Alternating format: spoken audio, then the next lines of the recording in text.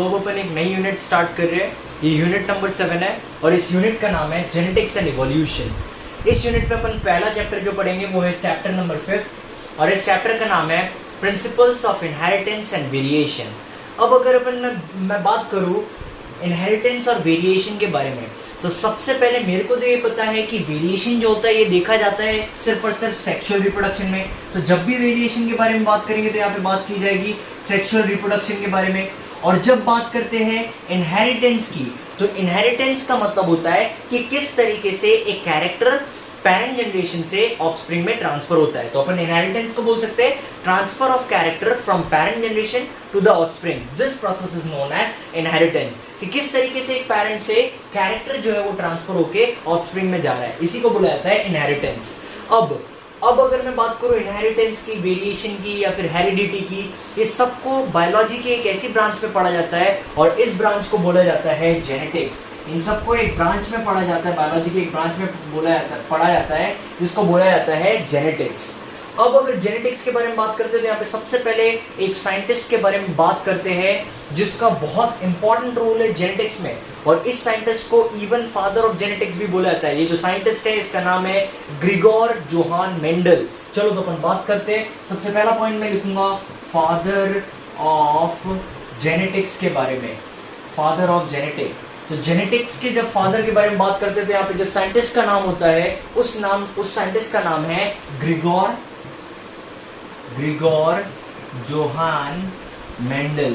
Grigor Johan Mendel ये है वो साइंटिस्ट जिन्हें फादर ऑफ जेनेटिक्स बोला जाता है। अब क्यों इन्हें फादर ऑफ जेनेटिक्स बोला जाता है, तो इसका कुछ रीजन है। इसका रीजन ये है कि इन्होंने इस इनहेरिटेंस या फिर किस तरीके से कैरेक्टर एक जनरेशन से नेक्स्ट जनरेशन में जा रहे इसके बारे में बहुत डिटेल स्टडी की और कुछ प्रिंसिपल्स, लॉज ये सब बना के अपने को दिया है जो आज भी फॉलो किए जाते हैं, इसीलिए इन्हें फादर ऑफ जेनेटिक्स बोला जाता है। चलो तो अब ग्रिगोर जोहान मेंडल या फिर अगर अपन मेंडल के बारे में बात करें तो अपन मेंडल के बारे में पढ़ना चालू करते हैं। अगर मैं मेंडल के बर्थ के बारे में बात करूं तो मेंडल का बर्थ हुआ था 22 जुलाई 1822। तो मेंडल का जो बर्थ था वो बर्थ हुआ था 22 जुलाई 1822 में। इसके बाद अगर मैं बात करूं तो मेंडल जो था ये बाय प्रोफेशन एक मैथमेटिशियन था, ये बाय प्रोफेशन मैथमेटिशियन था और ये एक चर्च में एज अ प्रिस्ट काम करता था। तो अगर प्रोफेशन के बारे में बात करूं तो ये एक मैथमेटिशियन था और चर्च में क्या करता था, प्रिस्ट का काम करता था। बट इसने पता है क्या किया है, इसने मेंडल ने 6 साल कंटिन्यूस एक प्लांट पे काम किया है, जिसके बाद इसने लॉज और थ्योरीज बना के या फिर प्रिंसिपल्स बना के अपने को दिए। और वो जिस प्लांट पे इसने लगातार 6 साल काम किया है वो था पी प्लांट, जिसका साइंटिफिक नेम है पाइसम सटाइवम। तो अपन लिख सकते हैं नेक्स्ट पॉइंट, क्या लिख सकते हैं, he worked on P plant that is Pisum sativum for 6 years। इसने पी प्लांट पे क्या किया था, 6 सालों तक के कंटिन्यूस काम किया था और फिर कुछ प्रिंसिपल्स दिए थे। अब पता है जब इसने 6 सालों तक के काम किया और इसने प्रिंसिपल दिया, तो जब तक के मेंडल जिंदा था, मेंडल के अगर डेथ के बारे में अगर मैं बात करूं तो मेंडल का जो डेथ हुआ है, डेथ ईयर के बारे में अगर मैं बात करूं तो मेंडल का डेथ ईयर है 1884। मेंडल की डेथ हुई थी 1884 में। मतलब जब तक के मेंडल था 1884 तक के, जब तक के मेंडल था, इसके वर्क को रिकॉग्निशन नहीं मिला था। रिकॉग्निशन नहीं मिला था मतलब जितना भी काम मेंडल ने समझाया था वो लोगों तक के नहीं पहुंचा था, और इवन पहुंचा भी था तो उन्होंने इस काम को समझा ही नहीं था या फिर इस काम को समझा नहीं गया था। ऐसा क्यों, तो इसको अपन समझेंगे आगे। बट यहाँ पे क्या याद रखना अपने को, ये कुछ इंपॉर्टेंट चीजें याद रखना है। क्या क्या याद रखना है कि जेनेटिक्स के बारे में जब भी अपन बात करते हैं तो यहाँ पे बात की जाती है फादर ऑफ जेनेटिक्स की, और अपने को पता है कि फादर ऑफ जेनेटिक्स कौन है, ये है ग्रिगोर जोहान मेंडल। क्यों फादर ऑफ जेनेटिक्स बोला जाता है, तो क्योंकि इन्होंने कुछ अपने इंपॉर्टेंट कुछ सालों तक इन्होंने अपना काम किया है जेनेटिक्स में, इनहेरिटेंस में, हेरिडिटी पे इन्होंने काम किया है, और काम करने के बाद कुछ प्रिंसिपल्स दिए जिनको आज भी अपन फॉलो करते हैं। अब मेंडल के बारे में बात करें तो मेंडल का बर्थ के बारे में अगर अपन बात करें तो इनका बर्थ हुआ था 22 जुलाई 1822 में। फिर अगर अपन प्रोफेशन की बात करें तो बाय प्रोफेशन ये एक मैथमेटिशियन थे और एक चर्च में प्रिस्ट की तरह काम करते थे। फिर इन्होंने कंटिन्यूअस 6 साल तक के पी प्लांट पे काम किया था और पी प्लांट का साइंटिफिक नेम है पाइसम सटाइवम। 6 साल तक के कंटिन्यूअस इन्होंने पी प्लांट पे काम किया था और काम करने के बाद इन्होंने कुछ प्रिंसिपल्स और कुछ लॉज और थ्योरीज दी थी। फिर हुआ क्या था, तो जब तक कि ये जिंदा थे तब तक के इनके काम को रिकॉग्निशन नहीं मिला, लोगों को इनके काम को पहचान नहीं मिली, लोगों ने इनके काम को समझा नहीं। बट इनके मरने के एग्जैक्ट 16 साल बाद, मतलब अगर मैं बात करूं तो मैं यहाँ पे लिख सकता हूं after 16 years of his death, that is 1900। मतलब मैं बात कर रहा हूं यहाँ पे 1900 की। इनकी डेथ हुई थी 1884 में, बट बात करूं मैं इनके डेथ के 16 साल के बाद की, तो ये 1900 में 3 साइंटिस्ट आए थे जिन्होंने वापस इसके ग्रिगोर जोहान मेंडल के काम को रीडिस्कवर किया और तब जाके इनके काम को रिकॉग्निशन मिला। वो कौन से 3 साइंटिस्ट थे, उनके बारे में अगर अपन ध्यान दें तो वो 3 साइंटिस्ट थे। एक थे ह्यूगो डी वेरिस, एक थे शेरमैक थे और एक थे होरेंस। तो ये 3 साइंटिस्ट थे जिन्होंने 1900 में वापस मेंडल का काम रीडिस्कवर किया और रीडिस्कवर करने के बाद मेंडल के वर्क को रिकॉग्निशन या फिर उनके वर्क को पहचान मिली या फिर रिकॉग्निशन मिला। तो अब अपन देखते हैं कि क्यों मेंडल के वर्क को रिकॉग्निशन नहीं मिला। अपन ने देखा कि उनकी डेथ जो थी वो 1884 में हुई थी, बट उनके काम को रिकॉग्निशन कब मिला था, उनके डेथ के 16 ईयर बाद 1900 में उनके वर्क को रिकॉग्निशन मिला था। इसका मतलब क्या, जब तक कि वो जिंदा थे तो उनके काम को कोई पहचान नहीं मिली। क्यों उनके काम को पहचान नहीं मिली, उसके रीजंस अपन देखते हैं। तो अब अपन देखेंगे reasons for non recognition of his work. क्यों इनके काम को पहचान नहीं मिली जब तक कि जिंदा थे, उसके बारे में अपन समझते हैं। तो चलो अपन बात करते हैं सबसे पहले रीजन की। उस वक्त क्या हुआ था कि इनका जो प्रिंसिपल्स जो इन्होंने बताए थे, ये जो प्रिंसिपल्स थे ये सही तरीके से पब्लिश नहीं हो पाए थे। पब्लिश हुए भी थे तो जो लोकल मैगजीन्स में पब्लिश हुए थे, जिसके कारण लोकल लोगों तक के पहुंच पाए, बट इंटरनेशनली इनका जो काम था वो पब्लिश नहीं हो पाया, तो ज्यादा लोगों तक के और ज्यादा बायोलॉजिस्ट तक के नहीं पहुंच पाया। तो अपन क्या लिख सकते हैं, ये लिख सकते हैं फर्स्ट पॉइंट कि his work was not published, his work was not published properly। इनका जो काम था वो सही तरीके से पब्लिश नहीं हो पाया। पब्लिश भी हुआ तो लोकल मैगजीन्स में पब्लिश हुआ, जिसके कारण लोकल लोगों को पता चला। बट अगर मैं बात करूं इंटरनेशनली, तो इंटरनेशनल लोगों को पता ही नहीं चला, क्योंकि इनका काम इंटरनेशनली छपा ही नहीं या फिर पब्लिश ही नहीं हुआ। और जब इंटरनेशनली पब्लिक को पता ही नहीं चला या इनका काम ही नहीं छपा तो लोगों को पता ही नहीं चला। पहला रीजन ये था। दूसरा रीजन ये है कि ये बाय प्रोफेशन मैथमेटिशियन थे। अब ये मैथमेटिशियन होने के बावजूद बायोलॉजी के कॉन्सेप्ट को समझा रहे थे। क्योंकि ये बायोलॉजी के कॉन्सेप्ट को समझा रहे थे तो जो दूसरे बायोलॉजिस्ट थे वो इनके काम को एक्सेप्ट नहीं कर रहे थे। क्यों एक्सेप्ट नहीं कर रहे थे, क्योंकि ये बाय प्रोफेशन मैथमेटिशियन थे। वो सोच रहे थे कि कैसे एक मैथमेटिशियन बायोलॉजी के कॉन्सेप्ट को समझा सकता है। तो सेकेंड रीजन अपन लिख सकते हैं कि मैनी बायोलॉजिस्ट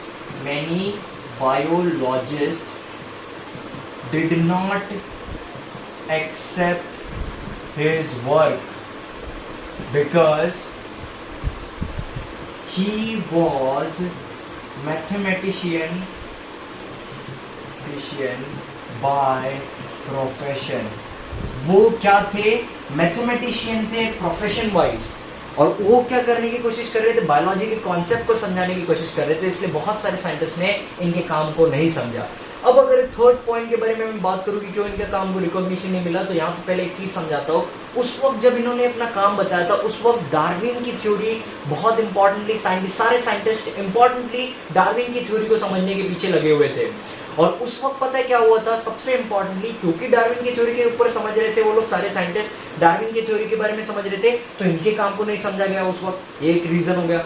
दूसरा रीजन पता है क्या है, सबसे इंपॉर्टेंट रीजन, मेंडल ने पता है यहाँ पे बताया है एक शब्द के बारे में जिसको बोला जाता है फैक्टर या फिर फैक्टर्स। अब बात आती है फैक्टर मतलब क्या होता है। तो आज अपन प्रेजेंट डे पता है फैक्टर शब्द यूज करते हैं, बट फैक्टर के फॉर्म में यूज नहीं करते, फैक्टर के बदले अपन एक शब्द यूज करते हैं जिसको बोला जाता है जीन।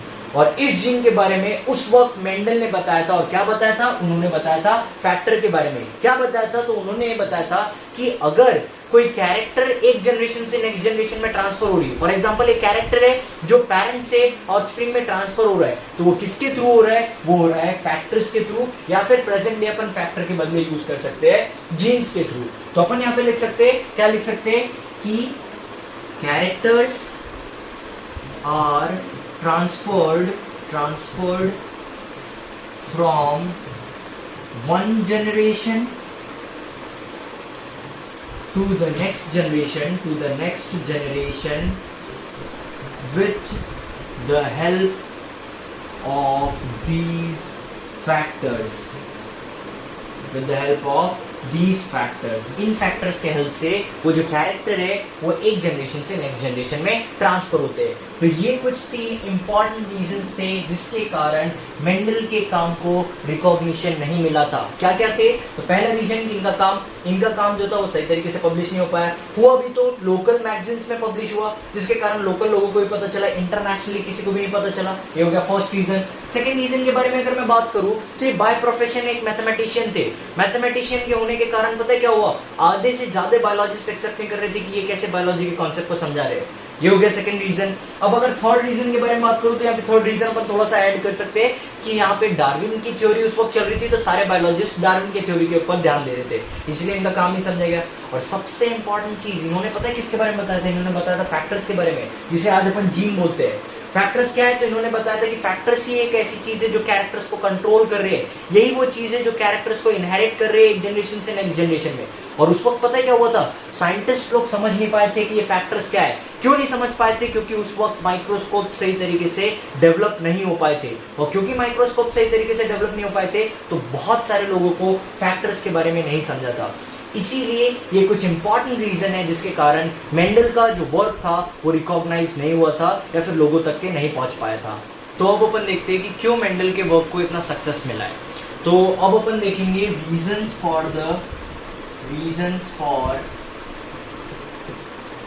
Mendel's success. क्या रीजन थे जिसके कारण मेंडल को सक्सेस मिला? सबसे पहले रीजन के बारे में बात करें तो इन्होंने जो पी प्लांट लिया था उसमें बहुत सारे डिफरेंट कॉन्ट्रास्टिंग कैरेक्टर्स थे। तो अगर कॉन्ट्रास्टिंग कैरेक्टर ज्यादा है तो देखो इससे क्या इनको फायदा क्या मिला? अगर इन्होंने क्या किया, सबसे पहले एक्सपेरिमेंट किया, पहला कैरेक्टर लेके, जैसे हाइट ऑफ स्टेम कैरेक्टर लिया और उस पर एक्सपेरिमेंट किया, उस पर कुछ रिजल्ट मिला। अब क्या किया इन्होंने? उसको कंफर्म करने के लिए बाकी कैरेक्टर्स पे भी एक्सपेरिमेंट परफॉर्म किया, और जब बाकी कैरेक्टर्स पे भी एक्सपेरिमेंट परफॉर्म किया और रिजल्ट सेम मिला, तब जाके इनको लगा कि हाँ रिजल्ट जो है वो सही है। तो यहाँ पे क्या है, अपन लिख सकते हैं selection of different contrasting characters in a pea plant। P plant जो इन्हें सेलेक्ट किया था उसमें बहुत सारे कॉन्ट्रास्टिंग कैरेक्टर्स थे, और अगर मैं बात करूं तो यहाँ पे टोटल 7 कॉन्ट्रास्टिंग कैरेक्टर्स थे। अगली चीज सैंपल साइज जो था वो भी लार्ज था, तो नेक्स्ट लिख सकते हैं अपन लार्ज सैंपल साइज। अब पता है क्या होता है, अगर डेटा कोई भी डेटा है अपने पास, अगर उसका सैंपल साइज ज्यादा है तो वो डेटा को बहुत अप्रोप्रिएट माना जाता है या बेस्ट माना जाता है, और सैंपल साइज कम है तो उसको लेस अप्रोप्रिएट माना जाता है। तो यहाँ पे जो सैंपल साइज था, जो रिजल्ट और सैंपल मिल रहा था वो लार्ज सैंपल साइज था, जिसके कारण इनको सक्सेस मिला। अगला चीज अपन लिख सकते हैं गुड डेटा एनालिसिस। डेटा को सही तरीके से इन्होंने एनालिसिस किया था, एनालाइज किया था। कैसे सही तरीके से एनालाइज किया था? तो यहाँ पे इन्होंने मैथ्स का यूज किया था, थोड़ा बहुत रेशियोज का, स्टैटिस्टिक का मैं यहाँ पे मैथ्स में यूज किया था, और सही तरीके से डेटा को एनालाइज किया था। और लास्ट चीज यहाँ पे लिंकेज नहीं था, तो यहाँ पे अपन लिख सकते हैं नो यूज ऑफ लिंकेज। जो इन्होंने बताया था, मेंडल ने जो काम किया था उसमें लिंकेज नहीं देखा गया था। क्योंकि लिंकेज नहीं देखा गया था तो रिकॉम्बिनेशन या फिर वेरिएशन, यहाँ पे ज्यादा वेरिएशन नहीं देखा गया। तो यहाँ पे अपन क्या देख सकते हैं कि मेंडल के काम को इतना सक्सेस क्यों मिला? तो इसके कुछ रीजन है। क्या रीजन है? सबसे पहला रीजन है कि इन्होंने जो पी प्लांट किया था उसमें बहुत सारे कॉन्ट्रास्टिंग कैरेक्टर थे। कितने कॉन्ट्रास्टिंग कैरेक्टर थे? 7 कॉन्ट्रास्टिंग कैरेक्टर थे। अगली चीज लार्ज सैंपल साइज था, अच्छा डेटा एनालिसिस था, मैथ्स का यूज किया था, सच स्टैटिस्टिक का यूज किया था इन्होंने, और लिंकेज का इसमें कोई भी काम नहीं था। तो ये कुछ रीजन है जिसके कारण मेंडल के काम को इतना सक्सेस मिला। तो अब अपन देखते हैं कि मेंडल ने पी प्लांट क्यों सिलेक्ट किया था। तो यहाँ पे अपन देखेंगे रीजंस फॉर सिलेक्टिंग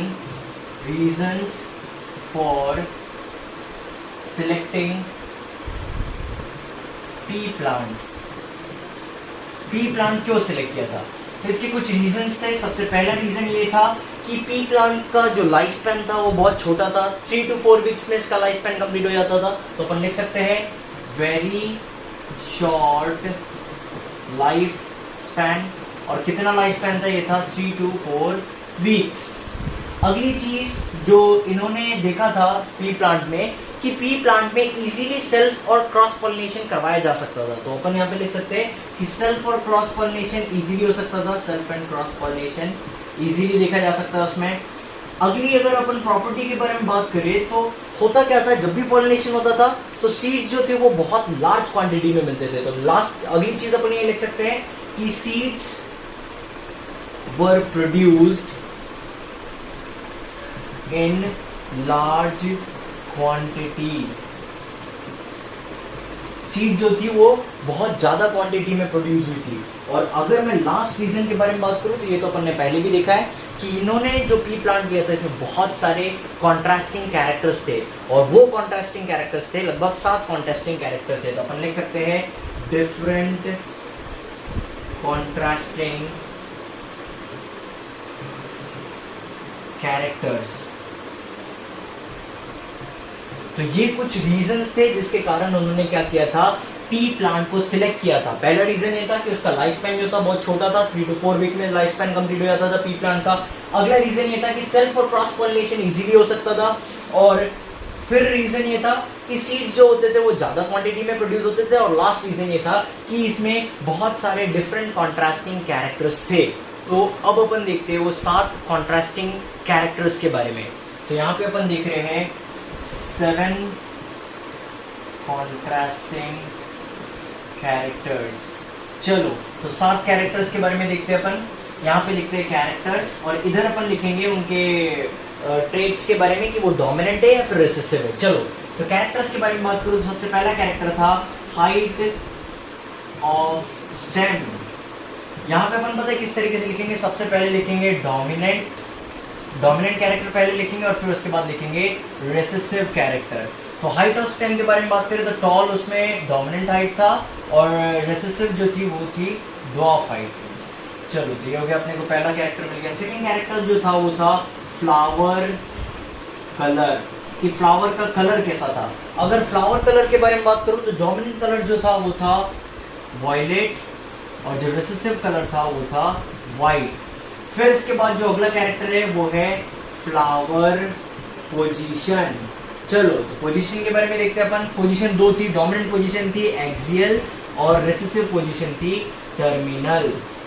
फिर इसके बाद अगर मैं बात करूँ फोर्थ, इसके बाद अगर बात की जाए सीड की, तो सीड शेप के बारे में अगर अपन बात करें तो डोमिनेंट शेप जो था वो था राउंड, और जो रिसेसिव शेप था वो था व्रिंकल। फिर अगर अपन बात करें सीड के कलर के बारे में, सीड कलर, तो सीड कलर के बारे में बात करें तो येलो सीड कलर जो था ये डोमिनेंट सीड कलर था, और ग्रीन सीड कलर जो था ये रिसेसिव सीड कलर था। अब यहाँ पे 2 कैरेक्टर्स और बचे हैं। यहाँ पे बचा है नेक्स्ट कैरेक्टर जो है पॉड शेप। अब बात आती है पॉड किसको बोलते हैं अपन। तो जो मटर की जो फली है, वो जो मटर के बाहर के छिलके दिख रहे हैं, दैट छिलके इज नोन एज पॉड। उन छिलकों को बोल रहे हैं अपन पॉड। तो यहाँ पे पॉड शेप के बारे में बात करें अपन तो ये था इन्फ्लेटेड और कंस्ट्रिक्टेड। ये 2 शेप थे। ये दोनों शेप को समझाता हूँ मैं इन्फ्लेटेड और कंस्ट्रिक्टेड के बारे में। इन्फ्लेटेड शेप जो था वो इस तरीके का शेप था, ये ऐसा था, एकदम फुली हुई मटर की फली थी इन्फ्लेटेड। ये हो गया इन्फ्लेटेड। ये है इन्फ्लेटेड पॉड बोल सकते हैं अपन। और कॉन्स्ट्रिक्टेड पॉड वो जो थी वो इस तरीके की थी, कॉन्स्ट्रिक्टेड पॉड।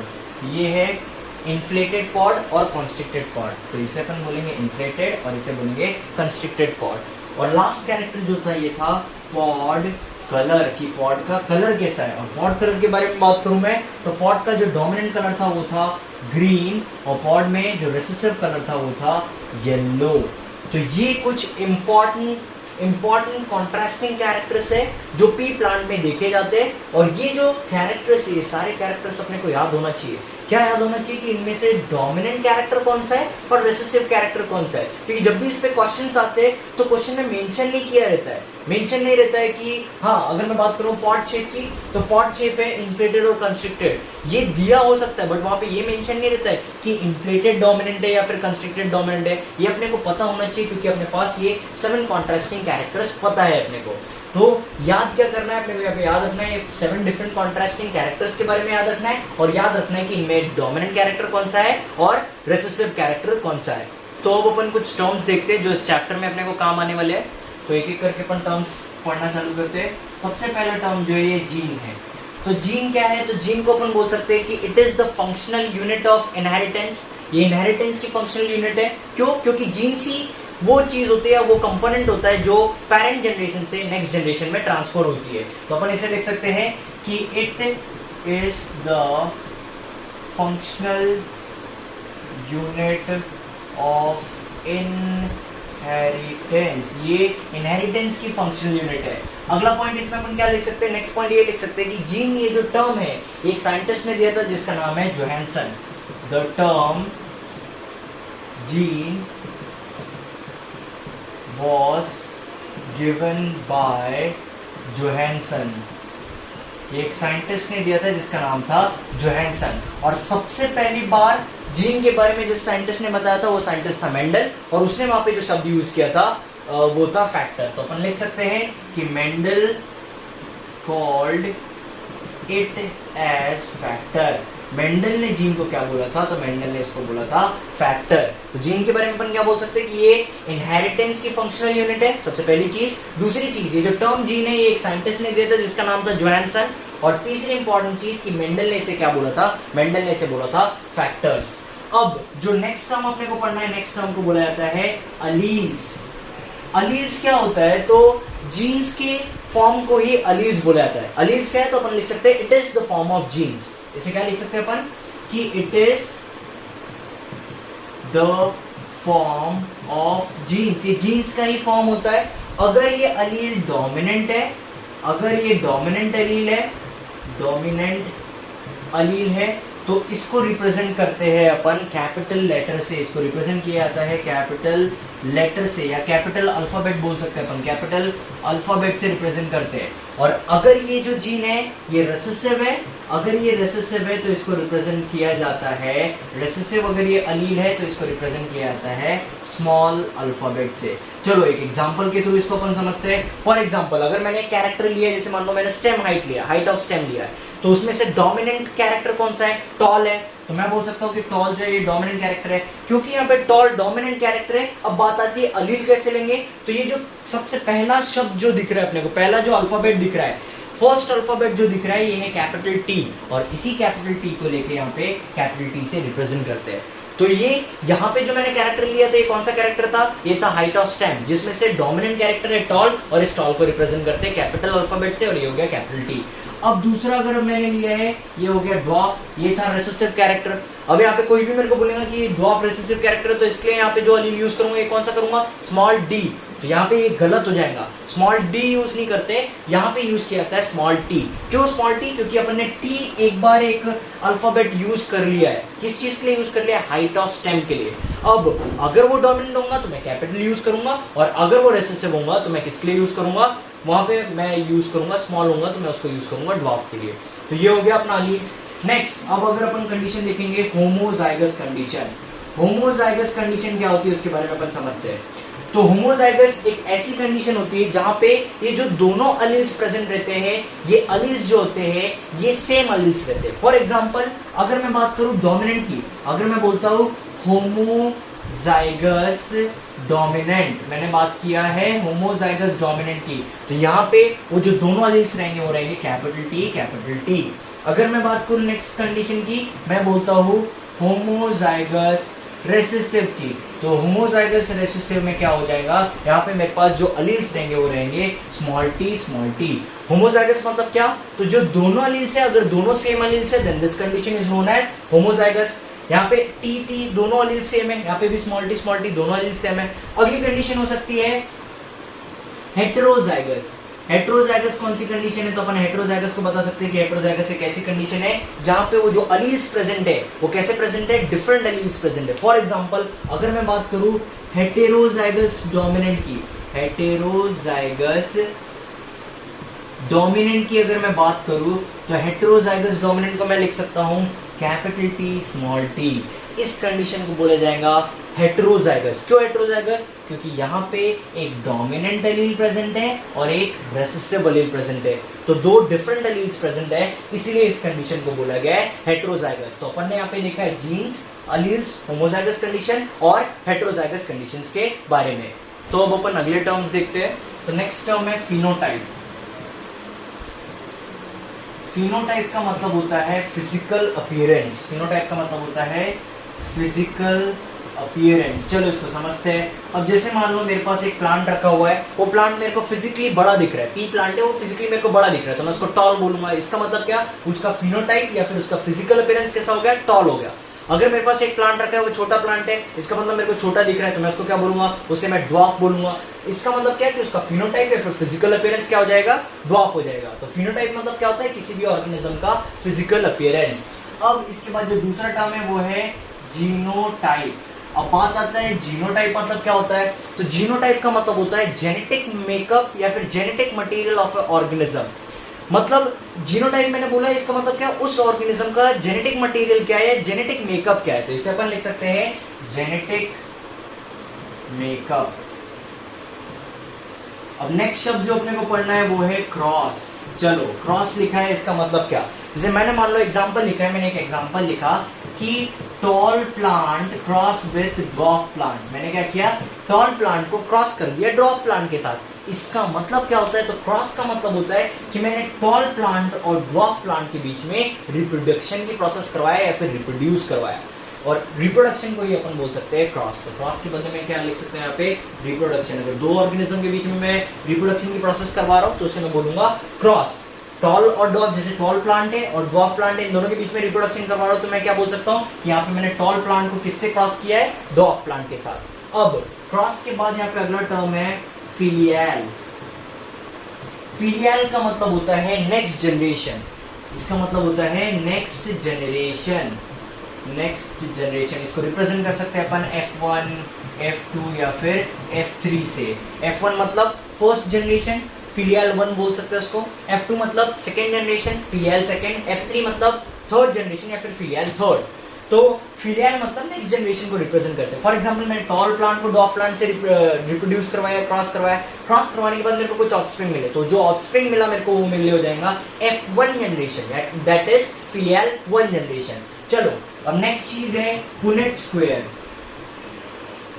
पुनेट स्क्वायर, अब बात आती है पुनेट स्क्वायर क्या है, तो पता है क्या होता है, जब क्रॉस होता है तो गमेट्स को रिप्रेजेंट करने के लिए यहाँ पे क्या किया है, एक स्क्वायर बनाया गया है, और इसी स्क्वायर को बोला गया है पुनेट स्क्वायर। चलो देखते हैं अपन। जैसे मान लो एक टॉल प्लांट है, ये एक टॉल प्लांट है, इसको क्रॉस कर दिया मैंने ड्वार्फ प्लांट से। तो टॉल प्लांट का मेरे को पता है कैपिटल टी होगा, अगर ये होमोजाइगस टॉल है तो कैपिटल होगा, और ड्वार्फ प्लांट है तो ये कैसा हो जाएगा, स्मॉल टी हो जाएगा। अब सबसे पहली स्टेप होती है कि इनकी गमेट्स बनाना होता है, तो इसके जो गमेट बन जाएंगे ये बन जाएगा कैपिटल टी, इसका जो गमेट बन जाएगा ये भी बन जाएगा कैपिटल टी, इसका बन जाएगा स्मॉल टी, इसका भी गमेट बन जाएगा स्मॉल टी। तो ये गमेट्स बन गए। अब मेरे को इनके बीच में रिप्रोड्यूस करवाना है या फिर क्रॉस करवाना है, और इस गमेट को ध्यान में रखते हुए मेरे को ऑफस्प्रिंग बनाना है। तो इसको इजीली पता है क्या कर सकते हैं अपन, पुनेट स्क्वायर के थ्रू बना सकते हैं। कैसे बना सकते हैं, तो ये बन गया मेरा एक स्क्वायर, ये बन गया मेरा एक स्क्वायर। मैं क्या करूंगा, इस स्क्वायर में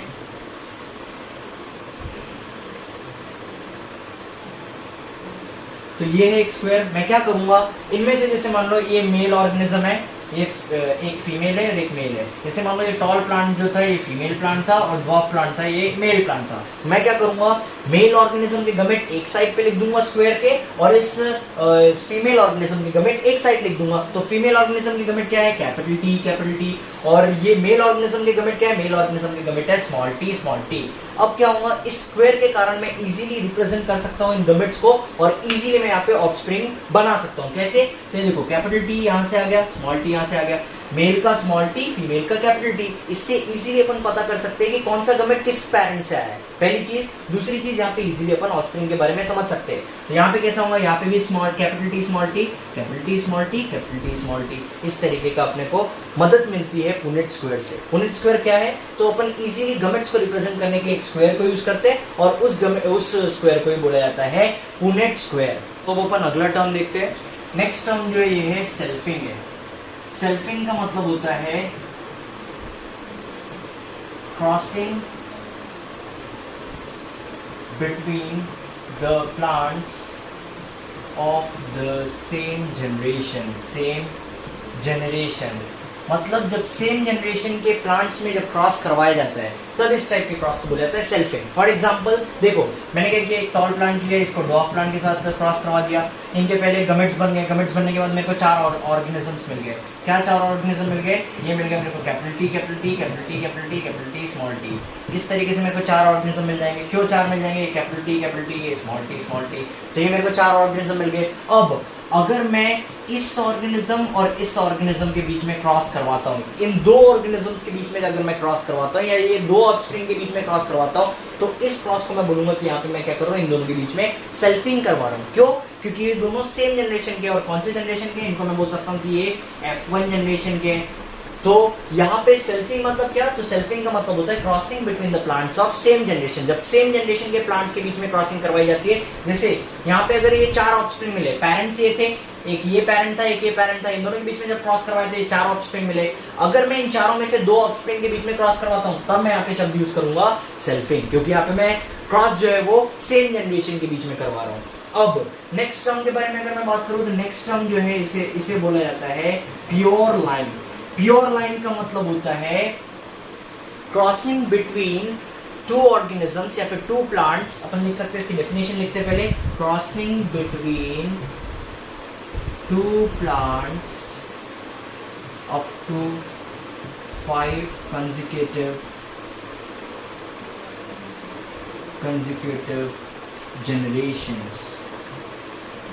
कंटिन्यूस 2 प्लांट्स को 5 जनरेशंस तक के अगर अपन कंटिन्यूस उनमें क्या कर रहे हैं, क्रॉसिंग कर रहे हैं। इसका मतलब क्या? पहले मैंने 2 प्लांट्स लिया, इन 2 प्लांट्स में क्रॉसिंग करवाया। जैसे एक कैपिटल टी लिया, ये वाले 2 प्लांट्स लिए, एक टॉल एक डॉग, इन दोनों में क्रॉस करवाया। क्रॉस करवाने के बाद मेरे को ये ऑफस्प्रिंग मिले। अब ये जो ऑफस्प्रिंग मिले इनमें क्रॉस करवाए, फिर इनके जो ऑफस्प्रिंग मिलेंगे उसमें क्रॉस करवाऊंगा, फिर उनके जो ऑफस्प्रिंग मिलेंगे उनमें क्रॉसिंग कराऊंगा। ऐसे कंटिन्यूअस अगर मैं ऑफस्प्रिंग्स में क्रॉसिंग करवाऊंगा तो इस टाइप के जो लास्ट में जो मेरे को 5 जनरेशन के बाद जो मेरे को ऑफस्प्रिंग मिलेगा उसको मैं बोलूंगा प्योर लाइन। प्योर लाइन मतलब क्या कि अगर मैं कंटिन्यूअस क्रॉसिंग करवाते जाता हूँ एक सेम प्लांट में, जैसे मान लो मैंने 2 टॉल प्लांट्स ले लिए, 2 टॉल प्लांट्स में मैंने क्या किया, क्रॉस करवाया। क्रॉस करवाने के बाद F1 जनरेशन में भी मेरे को टॉल प्लांट ही मिलेगा, F1 जनरेशन में भी टॉल प्लांट मिलेगा, F2 जनरेशन में भी टॉल प्लांट मिलेगा। अगर मैं क्या करता हूँ, F1 जनरेशन के 2 प्लांट्स के बीच में क्रॉस करवाता हूँ, फिर F2 जनरेशन में जो प्लांट मिलते हैं उन 2 प्लांट्स में क्रॉस करवाता हूँ, तो इस तरीके से अगर 5 कंसेक्यूटिव जनरेशन तक के अगर मैं क्रॉस करवाता हूँ और लास्ट में जो ऑफस्प्रिंग मिलता है उस ऑफस्प्रिंग को मैं बोलूंगा कि वो जो ऑफस्प्रिंग है वो कैसा है, प्योर लाइन ऑफस्प्रिंग है, या फिर प्योर लाइन मेरे पास ऑर्गेनिज्म होगा।